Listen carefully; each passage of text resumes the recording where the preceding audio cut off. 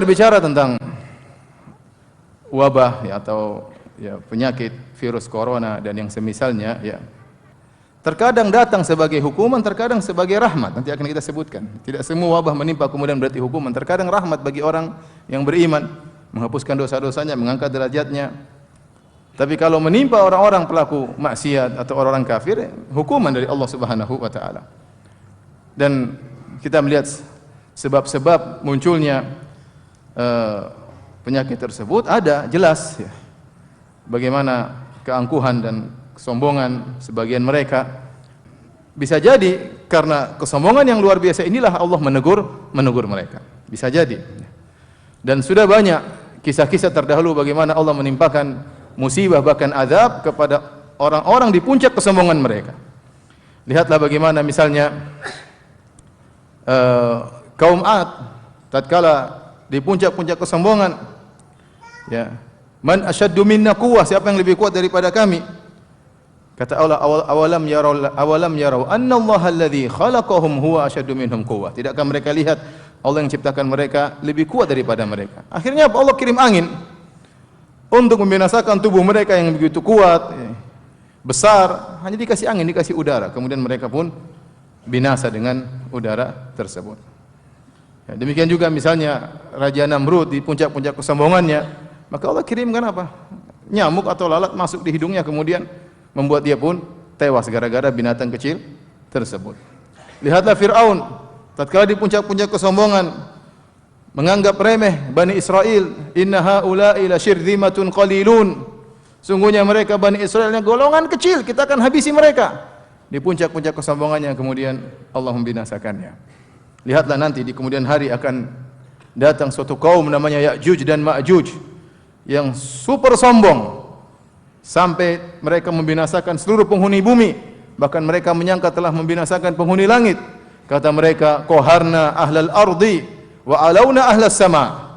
Kita sudah binasakan penghuni bumi dan kita sudah binasakan penghuni langit. Di puncak-puncak kesombongan tersebut, maka Allah kirim naghaf, yaitu semacam ulat kecil menempel di leher mereka, kemudian mereka pun tewas semuanya ya.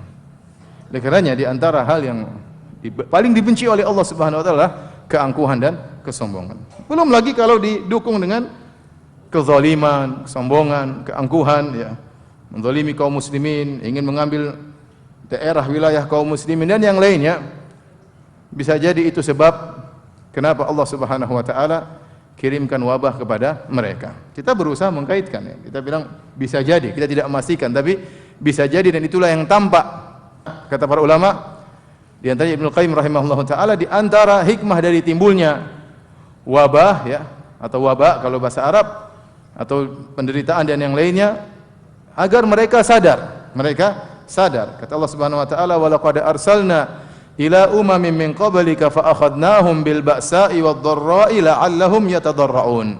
Sungguh kami telah mengutus para rasul sebelum engkau wahai Muhammad, lalu kami timpakan kepada umat-umat mereka dengan kesengsaraan dan penderitaan, la'allahum yatadarra'un. Semoga mereka merendahkan diri mereka kepada Allah Subhanahu wa taala. Semoga mereka membuang kesombongan mereka yang menempel dalam dada mereka. Mereka sadar bahwasanya di sana ada suatu kekuatan yang tidak bisa mereka hadapi. Bayangkan, ya, kekuatan yang luar biasa yang tidak bisa mereka hadapi. Mungkin mereka sudah mencapai puncak teknologi yang luar biasa, senjata terhebat yang mereka bisa ciptakan.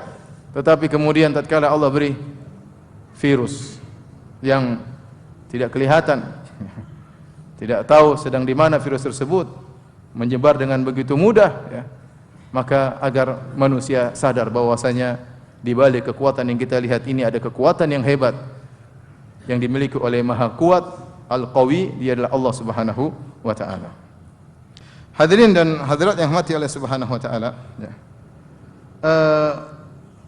Wabah ya, atau taun atau virus ya, terkadang datang sebagai rahmat bagi kaum muslimin ya, dan terkadang menjadi bencana malapetaka bagi yang lainnya ya, bagi yang lainnya. Kapan menjadi rahmat bagi seseorang? Jika dia ditimpa dengan wabah tersebut, kemudian dia ingat Allah Subhanahu wa taala, kemudian dia sadar, kemudian dia istighfar, dia bersabar, maka dosa-dosanya akan terampuni.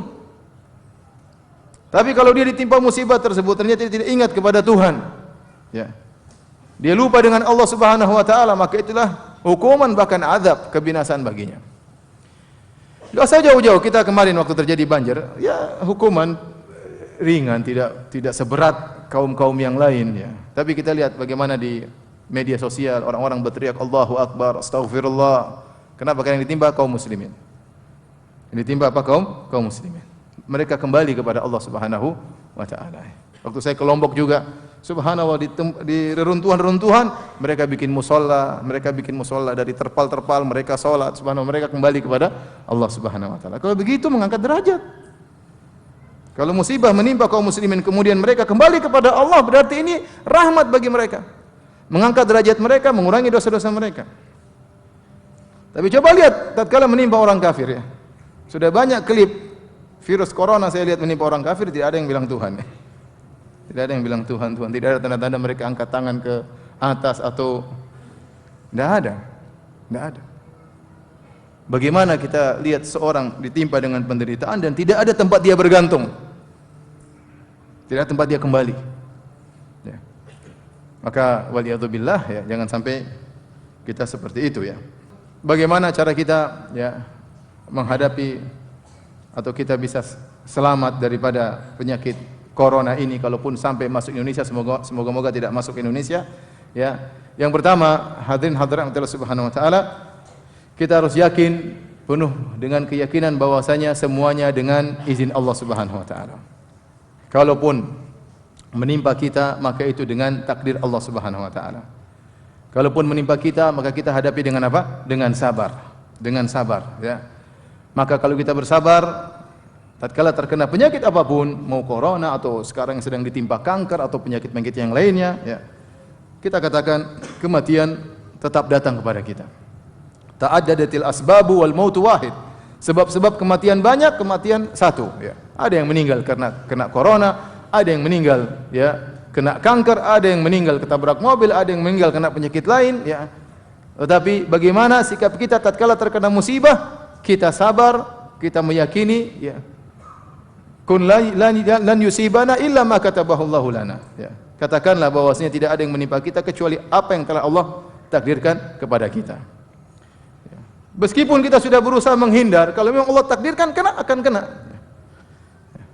Alam tara ila alladziina kharaju min diyarihim wa hum ulufun hadaral maut faqala lahumullahu mutu tsumma ahyahum. Kata Allah Subhanahu wa taala, tidakkah kau lihat kepada orang-orang Bani Israel di zaman dahulu, mereka keluar dari negeri mereka karena takut mati. Sebagian ahli tafsir mengatakan ada wabah menimpa negeri mereka. Kemudian mereka keluar takut mati, mereka keluar meninggalkan negeri tersebut. Tiba-tiba Allah mengatakan, mutu, matilah kalian. Mereka sudah pergi menjauh negeri mereka, sudah tempat di lembah, tiba-tiba Allah matikan mereka. Apakah mati karena wabah ataukah mati karena sebab yang lain, ya.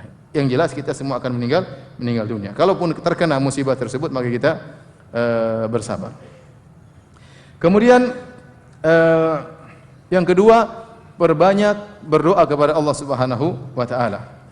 Di antara doa-doa yang diajarkan oleh Rasulullah sallallahu alaihi wasallam, ya, seperti doa pagi petang.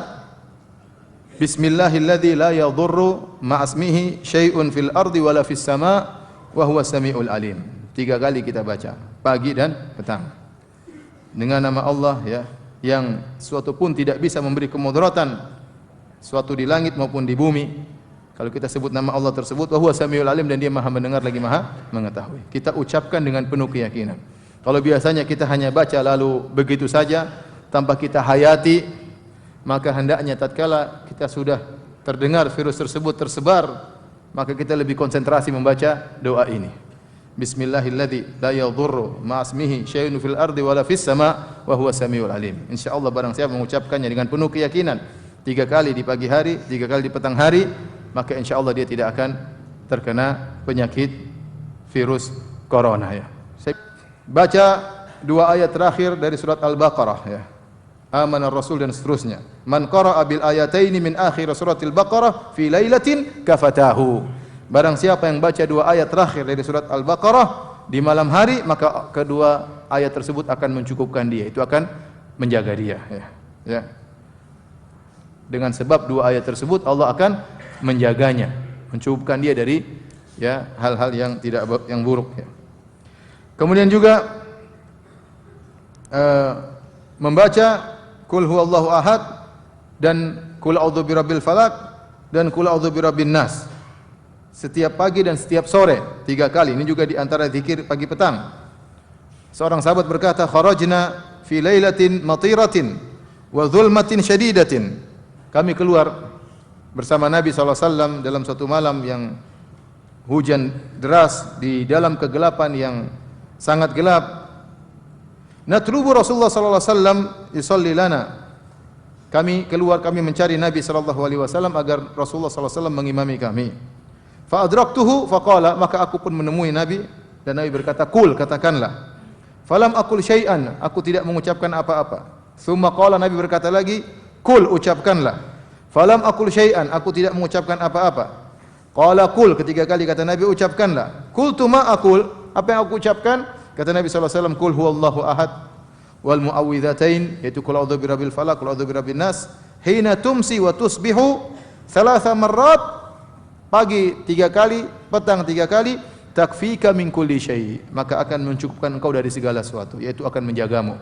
Ini antara sebab ya kita melakukan sebab-sebab yang syar'i, di antaranya dengan baca doa-doa tersebut. Kemudian juga doa pagi petang yang diajarkan oleh Nabi sallallahu alaihi wasallam, "Allahumma inni as'alukal afiyata fid dunya wal akhirah." Ya Allah, aku mohon kepada Engkau keselamatan di dunia dan di akhirat. Al-afiyah adalah keselamatan. Di antaranya keselamatan dari penyakit, ya. Allahumma inni as'alukal afwa wal afiyata fi dini wa dunyaya wa ahli wa mali. Ya Allah, aku mohon kepada Engkau ampunan dan keselamatan dalam agamaku maupun duniaku, wa ahli wa mali, keselamatan pada keluargaku, keselamatan pada hartaku. Allahumma astur aurati wa amin rawati, ya Allah tutuplah auratku dan tenangkanlah jiwaku. Allahumma hfazni min baini yadayya wa min khalfi, ya Allah jagalah aku dari depan, wa min khalfi dari belakang, wa an yamini dari kanan, wa an shimali dari kiri, wa min fawqi dari atas, wa a'udzu bi 'azamatika an uqtala min tahti, dan aku berlindung dengan keagunganmu dari aku ditimpa dengan keburukan dari bawahku. Ini doa sangat baik untuk kita baca di pagi hari, petang hari. Kita enggak tahu virus datang dari mana. Dari depan, dari kanan, dari kiri, dari atas, dari bawah. Maka kita berdoa dengan doa ini, ya. Di antara juga Nabi pernah berdoa, Allahumma inni a'udzubika ya min munkaratil akhlaq, kemudian di akhir wal adwa, yaitu ya Allah aku berlindung kepada Engkau dari penyakit-penyakit yang mungkar, yaitu kata para ulama penyakit-penyakit yang tidak biasa, penyakit-penyakit yang mengerikan, ya. Kita berlindung dari penyakit-penyakit tersebut, ya, karena kita akan sakit. Tapi kita tidak ingin dengan penyakit-penyakit yang mengerikan seperti itu, seperti wabah, virus dan yang lainnya. Dengan berdoa demikian semoga Allah melindungi kita. Ini dari sisi doa. Kemudian ikhtiar, dari sisi usaha juga harus kita lakukan. Di antara usaha yang bisa kita lakukan, tindakan preventif, ya, pencegah, seperti memakan korma ajwa 7 butir tiap pagi, ya. Nabi SAW bersabda, atau Sa'ad bin Abi Waqqas berkata, sami'tu Rasulullah SAW yaqul, aku mendengar Rasulullah SAW bersabda, man tasabbaha 7 maratin ajwa lam yadhurruhu dzalikal yauma summun wala sihrun. Barang siapa yang di pagi hari makan korma ajwa 7 butir, maka pada hari tersebut dia tidak akan ditimpa dengan racun maupun sihir. Di antaranya racun virus, ya. Dengan 7 butir korma ajwa, bismillah dia makan, ya, insyaallah dilindungi oleh Allah Subhanahu wa taala. Ini salah satu dalil tentang tindakan preventif. Oleh karena Syekh bin Baz rahimahullahu taala tatkala mensyarah hadis ini, beliau mengatakan ini bukti bahwasanya Islam mengajarkan tindakan preventif. Ya, oleh karena tidak mengapa misalnya kita ingin pergi suatu tempat, situ ada tersebar virus tertentu. Kemudian kita melakukan apa? Tat'im atau apa namanya? Suntikan, ya. Apa namanya istilah Indonesia? Vaksin, ya. Suntik vaksin dalam rangka untuk mencegah, maka tidak ada masalah. Ini diperbolehkan karena Islam membolehkan tindakan preventif atau tindakan pencegahan, ya. Kemudian juga, ya, di antaranya tadi kita melakukan tindakan jangan mendatangi lokasi tersebut. Jangan mendatangi lokasi tersebut. Bukan karena kita takut mati, bukan. Tetapi karena itu perintah Nabi SAW. Nabi yang menyuruh kita untuk berusaha. Idza sami'tum bihi bi ardin fala taqdumu 'alaiha. Kalau kalian mendengar ada wabah di suatu tempat, maka jangan datang ke situ. Jangan datang ke situ. Maka kita jangan ke situ, ya, jangan ke situ. Apalagi kalau kemudian pemerintah sudah mengatakan jangan ke situ, sudah menutup pintu untuk ke sana, maka jangan ke sana, ya. Ya. Karena itu adalah bentuk usaha kita menghindar dari penyakit tersebut. Kemudian juga kita berusaha menjalankan sunnah-sunnah Nabi sallallahu alaihi wasallam, terutama yang berkaitan dengan kebersihan. Dan saya tidak tahu ada satu agama yang benar-benar perhatian terhadap kebersihan seperti Islam. Ya, seperti Islam. Bagaimana Islam memerintahkan untuk membersihkan najis, ya. Sampai Allah mengatakan innallaha yuhibbut tawwabin wa yuhibbul mutatahhirin. Allah mencintai orang-orang yang bersuci. Islam mengajarkan cebok, Islam mengajarkan istinja, ya. Karena itu sumber dari penyakit kotoran-kotoran tersebut. Kemudian Islam mengajarkan wudu, ya. Sehari 5 kali minimal wudu, ya. Kemudian wudu dengan luar biasa dengan mencuci wajah, ya. Kalau kita berwudu, ya, maka bisa hilang virus tersebut dari tubuh kita. Terutama bagian tubuh yang sering kena udara. Bagian tubuh yang sering kena udara. Itulah anggota wudu, ya. Wajah, kenapa? Telinga, tangan, kaki. Inilah bagian tubuh yang sering keluar dan sering berinteraksi dengan apa? Udara. Seandainya virus tersebut ternyata bisa tersebar melalui udara, kemudian nempel di tubuh kita, alhamdulillah kita bisa membersihkan dengan berwudu. Kemudian juga Nabi SAW melarang buang hajat tempat-tempat sembarangan, ya. Nabi SAW mengatakan ittaqul la'anain, ya. Ya, hindarilah dua laknatan, ya. Apa itu dua sebab yang membuat orang terlaknat atau dua orang yang terlaknat? Alladzi yatakhalla fi tariqin nas wa dhillihim. Ya, yaitu di antaranya adalah seorang yang buang hajat di jalan orang lewat atau tempat orang bernaung, ya. Ini Islam mengajarkan kebersihan, maka jangan kencing sembarangan, ya. Tahu situ tempat orang nongkrong, kencing di situ, ya, jangan. Ya, cari tempat yang lain. Kalaupun harus kencing tidak di toilet, tidak di WC, cari tempat yang jauh, ya. Karena mungkin orang datang kemudian mendoakan keburukan kepada siapa kencing sini kurang ajar, didoakan keburukan, bisa jadi kita terkena keburukan. Tapi intinya Islam mengajarkan kebersihan, ya. Kemudian juga Islam mengakui adanya al-hijr as-sihhi, yaitu tadi isolasi. Kalau memang sudah ada yang kena, ya, di antara kita, maka hendaknya diisolasi di suatu tempat tertentu, yang lain tidak datang agar tidak tertular dengan penyakit tersebut. Dan ini dibenarkan juga dalam Islam. Kemudian juga tatkala bersin, Islam mengajarkan bagaimana ya bersin yang benar, ya. Misalnya karena Nabi SAW idza atasa ghatta wajhahu bi yadayhi aw bi thawbihi wa ghadda biha sautahu. Adalah Nabi SAW di antara kebiasaan Nabi kalau bersin, maka beliau menutup wajah beliau. Menutup wajah beliau dengan kedua tangannya agar tidak tersebar kemana-mana, karena bisa jadi virus tersebar ke udara, akhirnya kita beri kemudaratan kepada orang lain. Atau dia tutup dengan baju beliau, ya, dan beliau merendahkan suaranya, ya. Bukan kemudian kita buka mulut, kemudian kita teriak sebesar-besarnya, wacing, tersebar, enggak. Kemudian juga masalah makanan, tidak boleh makanan sembarang.